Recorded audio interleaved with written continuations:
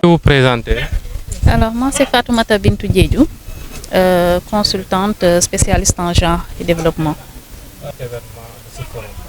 Alors un plaisir de partager ces moments avec la communauté de Djirédji, et c'est aussi un grand plaisir de développer un peu sur la loi criminalisant le viol et la pédophilie.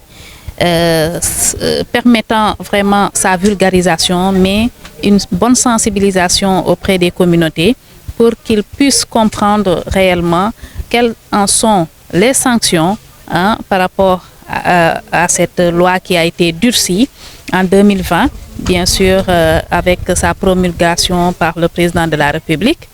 Et c'est une loi qui doit être vraiment sensibilisée auprès des communautés, auprès des populations pour une meilleure compréhension bien sûr de cette loi, mais aussi sensibiliser davantage les agents judiciaires, la justice, les corps de police, de la gendarmerie et autres sur toutes les formes de prise en charge, surtout les formes de prise en charge des victimes. Ce processus de prise en charge est tellement important que aujourd'hui il faut que l'État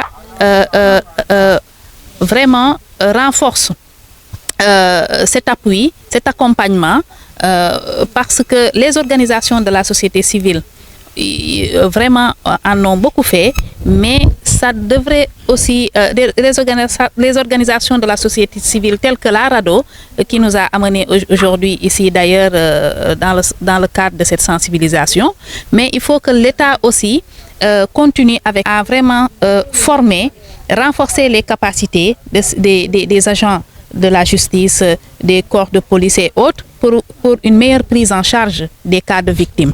Parce que ce que l'on constate, pour la plupart, c'est des agents assermentés, mais pour la plupart, ils ont des blocages pour ce qui est de la prise en charge des premières prises de contact avec les victimes. Donc, ce qui fait que le référencement aussi est méconnu de la population.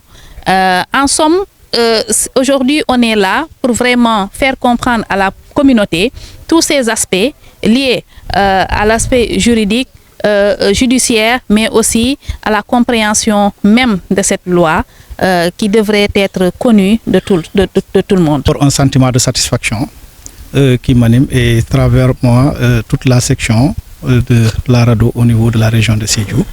Parce qu'au départ, quand nous avons pensé à organiser ce forum qui entre dans le cadre des 16 jours d'activisme de la société civile, nous avons pensé directement à Djirédji, la commune de Djirédji, parce qu'il y a les personnes ressources ici à ce niveau et il y a aussi de la matière. Mais nous rentrons quand même très fiers d'avoir choisi Djirédji.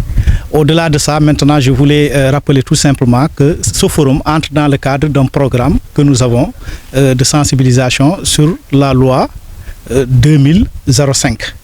C'est la loi qui criminalise le viol et la pédophilie. Donc, nous avons estimé que les communautés, et même au plus bas fond, doivent être informées et sensibilisées à travers cette loi-là. Donc, voilà pourquoi nous sommes venus. Et c'est, comme j'ai dit en amont, c'est un sentiment de satisfaction que nous avons eu. Recommandations très pertinentes qui ont été faites à ce niveau-là, aussi bien des participants, des autorités que nous avons trouvées sur place, mais aussi des cellules genre. Nous prenons acte de toutes ces recommandations-là et je pense que nous allons partager ça avec l'autorité administrative. Parce que tout ce que nous sommes en train de faire, comme je l'ai dit, nous sommes en train de renforcer l'État dans son rôle régalien. Donc ce que nous sommes en train de faire, c'est pour renforcer l'État. Donc à travers nos programmes, nos projets, on va voir dans quelle mesure nous pourrons justement prendre en charge ces recommandations-là pour aujourd'hui obtenir des communautés totalement autonomes, des communautés totalement sensibilisées sur cette loi. Aujourd'hui, on a reçu une équipe de la RADDHO, à la tête de laquelle il y a M. Gano, qui connaît bien la zone, pour procéder à un programme de sensibilisation sur le viol et la pédophilie, qui constitue un fléau dans le pays, et que là, c'était une opportunité pour nous de comprendre les enjeux de tout cela. Et voilà, nous avons eu quand même une belle communication de la consultante. Et nous avons beaucoup appris et nous avons tiré aussi des leçons. Et aujourd'hui, pour nous, il nous revient voilà, pour les prochaines étapes, d'organiser une information de masse, communiquer avec la masse, avec les artistes, les troupes théâtrales et tout au niveau communal, et aussi d'échanger aussi avec les cellules genre au niveau des écoles.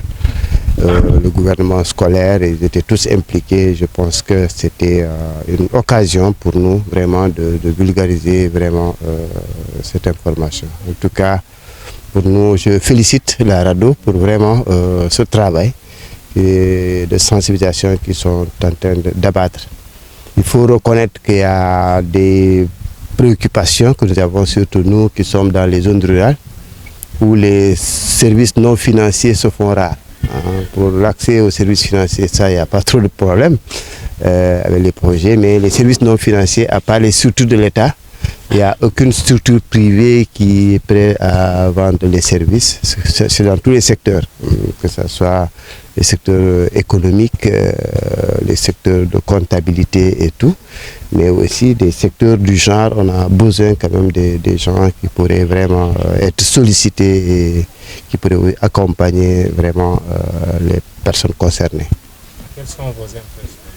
Voilà, j'ai suivi l'exposé avec beaucoup d'intérêt et cela aussi m'a permis vraiment d'être édifié sur beaucoup de points, parce qu'aujourd'hui, j'ai eu la chance également de côtoyer des groupements de femmes, de discuter avec eux, mais il y a des questions qu'on me pose.